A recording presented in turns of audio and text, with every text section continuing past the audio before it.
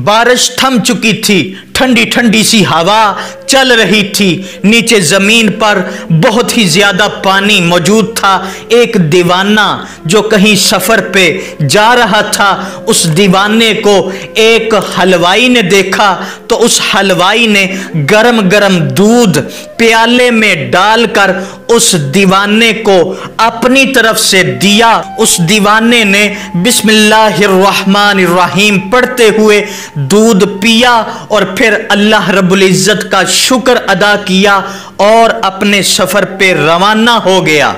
रास्ते में एक तवाइफ का घर आया। वो तवाइफ अपने घर के दरवाजे पे बैठी थी। उसके साथ उसका यार बदअतवार भी मौजूद था। वो दीवाना जब वहां से गुजरने लगा तो उसका पांव फिसला और कीचड़ उड़कर उस तवाइफ के कपड़ों के ऊपर जा पड़ा।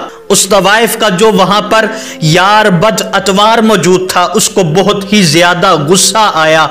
वो गुस्से की हालत में उठा, उसने उस दीवाने को एक थप्पड़ मार दिया। उस दीवाने को जब थप्पड़ पड़ा तो उसने अल्लाह रब्बुल इज्जत का शुक्र अदा किया और रब की बारगाह में ये अर्ज करने लगा कि मौला तेरी ये बेनियाजी है कि कहीं गरम गरम दूध अता फरमाता है तो कहीं थप्पड़ हमारे नसीबों में आते हैं। वो दीवाना रब की बारगाह में अर्ज करता है कि मौला फिर भी हम तेरी रजा पे राजी हैं। ये कहकर वो दीवाना अपने सफर पे रवाना हो गया। थोड़ा सा वक्त गुजरा तो उस तवाइफ का वो यार बदअतवार छत पे चढ़ जाता है। छत पे जब वो जाता है तो वहां उसका पांव फिसल जाता है और वो छत से नीचे जमीन पर मुंह के बल गिरता है तो फिर वो वहीं पे मर जाता है। बाद में उस दीवाने से किसी ने यह पूछा कि आपने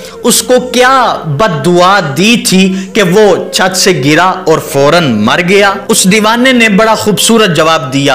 उसने कहा कि मेरा पांव फिसला था अनजाने में, तो कीचड़ उड़कर तवाइफ के कपड़ों के ऊपर पड़ा था। उसका यार बर्दाश्त न कर सका, उसने गुस्से की हालत में मुझे थप्पड़ मार दिया था।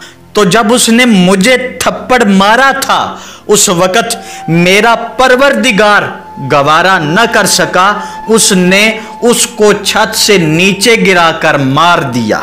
दोस्तान जी वकार, उस अजीमुल मर्तबत हस्ती का क्या नाम है, उस अजीम दीवाने का क्या नाम है कि जिसने अपनी सारी की सारी जिंदगी अल्लाह रब्बुल इज्जत की रजा की खातिर गुजारी है। जब किसी ने दूध पिलाया तो उस वक्त भी उसने अल्लाह रब्बुल इज्जत का शुक्र अदा किया, और जब किसी ने थप्पड़ मारा, किसी ने तकलीफ पहुंचाने की कोशिश की तो उस वक्त भी उस अजीम हस्ती ने अल्लाह रब्बुल इज्जत का शुक्र अदा किया और यही कहा कि मौला मैं तेरी रजा पे राजी हूं। वो अजीमुल मर्तबत हस्ती कोई आम हस्ती नहीं है, बल्कि वो हस्ती है कि जिसे इस वक्त पूरे का पूरा जमाना हजरत शेख बाबा फरीदुद्दीन मसूद गंजे शकर रहमतुल्लाह अलैह के अजीम नाम और अजीम लकब से जानती है, पहचानती है। एक अल्लाह के वली को तकलीफ पहुंचाने वाला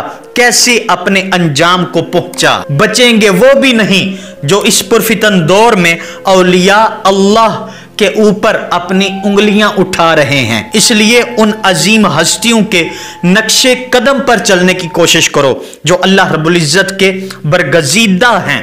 अल्लाह रब्बुल इज्जत की बारगाह में दुआ है कि ऐ मौला हमें उन लोगों में रखना जो लोग तेरे बरगजीदा और औलिया अल्लाह का अदब करने वाले लोग हैं।